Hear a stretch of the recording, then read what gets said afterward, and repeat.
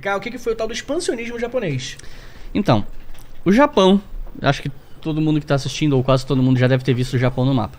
Sim. Tem 2 ilhas principais e várias outras ilhas ao redor, mas ainda assim é um território muito pequeno. O Japão, especialmente ali do fim do século XIX para o XX, ele começa a ter ambições do tipo... Olha, porque qual é o problema?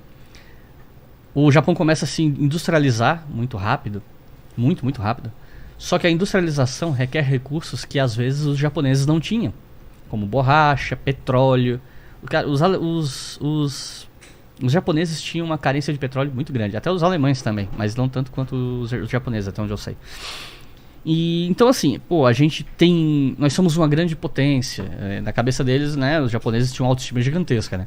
Nós estamos destinados à grandeza, etc. Mas a gente está preso a essa ilha. A gente precisa do quê? Território. A gente precisa ir atrás de territórios para gerar os recursos que a gente precisa. Aí, como eu falei, houve ali uma ascensão do, abre aspas, fascismo no Japão. Tem gente que questiona essa nomenclatura pro caso japonês, mas enfim, eu vou chamar assim por uma questão de... Pra ficar mais fácil. Pedagógico, mas saibam que há controvérsias em torno disso. Sim. E aí a gente tem... o primeiro grande movimento do expansionismo japonês da década de 30 é quando eles invadem a Manchúria em 1931. A Manchúria é uma região ali mais ou menos no nordeste da China e é uma região riquíssima em recursos naturais. Muito rica. Era exatamente o que o Japão precisava. Criaram um pretexto, invadiram a China, tomaram a Manchúria e transformaram a Manchúria num estado fantoche chamado Manchukuo. Esse país chamado Manchukuo ele existiu até 45. E beleza, esse território passou, né, pro lado japonês, lógico que teve muita violência e tal, mas nem de longe a violência que aconteceu quando os japoneses invadem de novo em 1937. Criam mais uma desculpa e invadem a China. E a gente não quer mais só a Manchúria, a gente quer tudo. E a invasão japonesa em 37 é de uma violência inacreditável. Assim, alguns dos relatos mais grotescos e bárbaros que vocês vão... Se vocês forem procurar sobre isso, vocês têm algum tipo de curiosidade mórbida sobre massacres e crueldade da Segunda Guerra Mundial, se vocês querem fundo, no quão fundo o ser humano vai, tem... o local, só que tem isso. Mas deem uma procurada no que os japoneses fizeram, especialmente na China, na Coreia, em outros lugares também. Massacre de Nanquim é um evento especificamente traumático aí que até outras fontes usam outras terminologias. Tem gente que chama de estupro de Nanquim, que era a capital da China nesse momento. Isso, né? É realmente o que hoje a visão que nós temos do Japão, né? A gente vai lá no bagulho, tipo, o cara gosta de Mario, aí o presidente vestido de Mario, né? Que a gente vê na Olimpíada. É uma visão que chega a ser, assim, parece que se você fala pra alguém na década de 30 que o que o Japão se tornaria, parece que a pessoa não ia acreditar.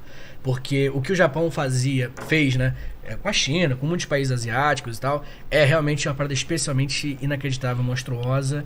E tanto que quando acabou a guerra, de uma forma traumática, com as bombas nucleares, a gente vai falar ainda hoje, foi uma mudança de completa posicionamento mental do povo, dos políticos, do governo, de tudo. O Japão foi de 0 a 100 antes e depois da Segunda Guerra. Entendi. A gente entra nisso depois, mas o ponto esse massacre de Nanquim às vezes é chamado de estupro de Nanquim porque os japoneses cometeram uma onda de estupros a mulheres chinesas que foi um negócio absurdo. Jovens, muito jovens. Às vezes criança e tal. E uns relatos assim do tipo, pegando civil e amarrando em árvore pra treinar a baioneta.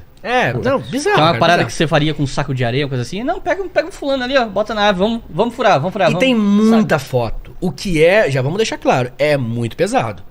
As fotos são muito pesadas, tanto que eu não falei por aqui colocar, porque é realmente inaceitável, assim. Mas... A galera falando assim, no rio que passa na cidade, completamente vermelho de tanto cadáver, tanto sangue, uns relatos. E as assim. Fotos meio que mostram isso. É desse nível.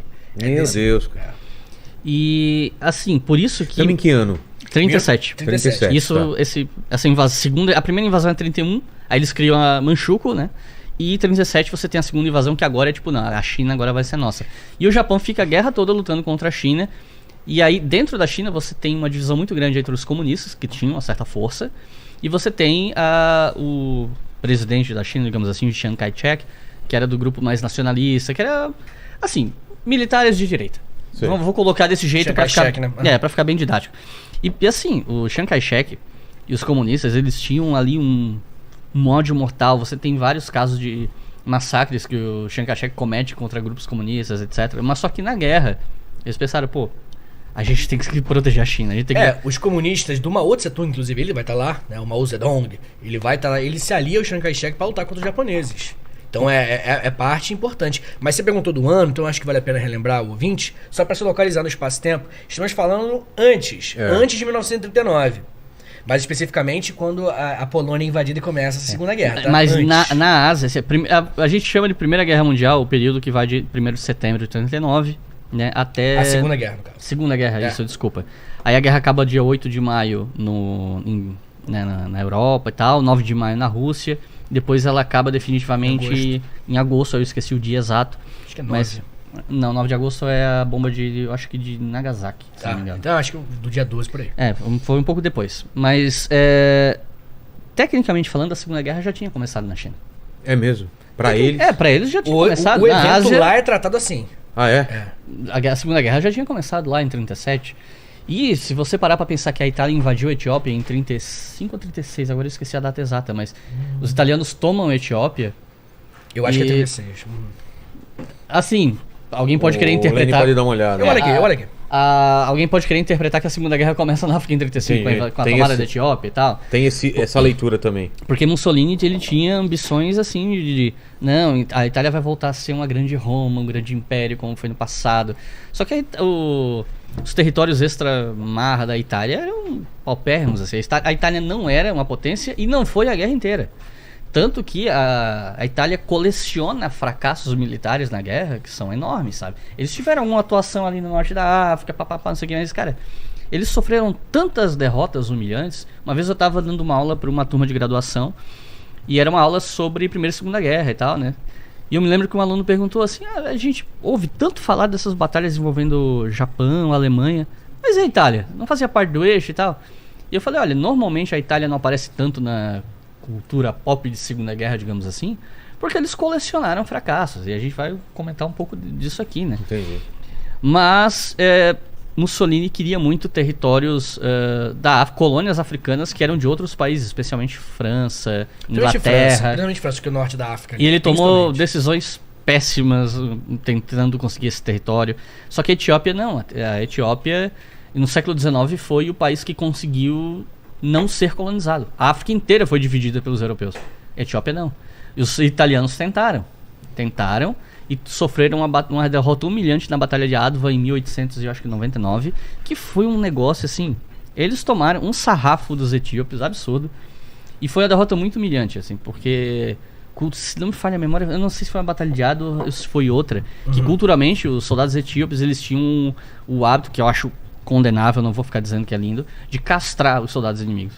Caramba. Sabe? Então foi uma derrota muito... Porque tu não só tá derrotando uma, abre aspas, potência europeia, que não era potência, mas enfim, como você ainda tá humilhando o exército...